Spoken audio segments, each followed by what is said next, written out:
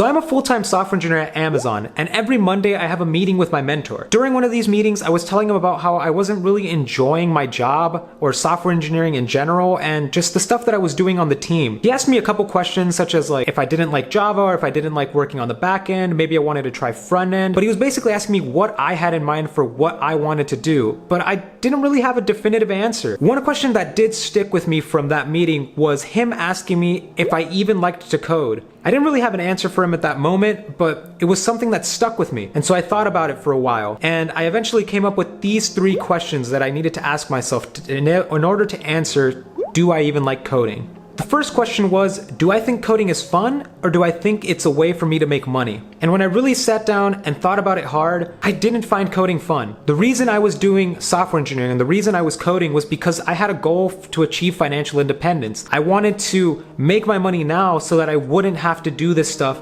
for 5-10 years. I wasn't even thinking in terms of 15 to 20 years like most people think of their careers. So I think I always had one foot outside the door, not wanting to be in software engineering. So I definitely didn't find it fun. So the conclusion I came to was I was coding for the money, not because I enjoyed it. The second question I asked myself was if I felt like I was experiencing FOMO or a feeling of missing out, and if so, what was I missing out on? The answer that I came to was that I would be missing out on the money, the ability to achieve financial independence, which is something that I really want to do. But it had nothing to do with code. Most people feel like they're missing out on learning the newest technology, the newest language, the newest framework. But I really wasn't worried about that. I didn't care so much about keeping up with the technology. I was more concerned with being able to invest my money or to be able to invest in the hobbies that I really enjoyed doing, such as making YouTube videos. The thing that I felt like I was missing out on was something that came as an outcome of me coding, not necessarily the coding itself. So the conclusion I came to with that question was that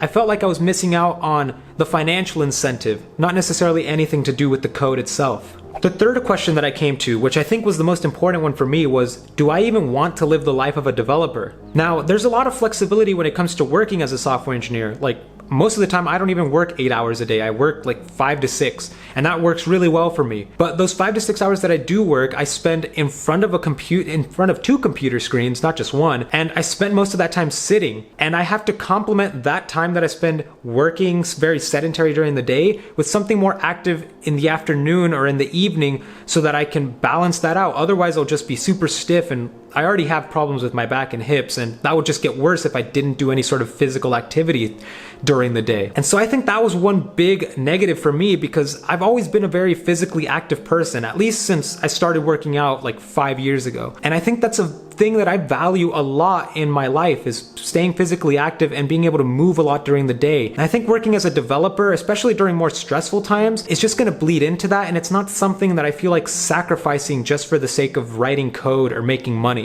Aside from that, one thing that people really enjoy about software engineering is just constantly learning, constantly having to keep up with the technology. That's exciting for some people, as I said, but I find it very draining and very burnout inducing to just have to think about learning a new framework within the next year or even within the next couple months. Keeping up with ever-changing technology seems very exciting to some people, but to me it just seemed like such a hassle and such a pain in the butt to have to do when I wasn't excited about those things in the first place. So ultimately, the conclusion that I came to when asking myself these 3 questions was that I don't like coding. And I'm sure there's plenty of other people out there who also do software engineering or software development, and they don't like coding either, but they're able to do it and stick to it because they have some sort of financial purpose. They have to take care of their family, they have to pay a mortgage, and that's fine. But I think for me, knowing now that I don't really like coding, it makes a lot more sense for me to look into other stuff, into trying out new things, and maybe it'll be something that I actually enjoy and that maybe won't pay as well as software engineering, but it'll be a lot more fulfilling personally. If you found this conversation interesting and you want to get to know me a lot more, then you should check out this Q&A video right over here.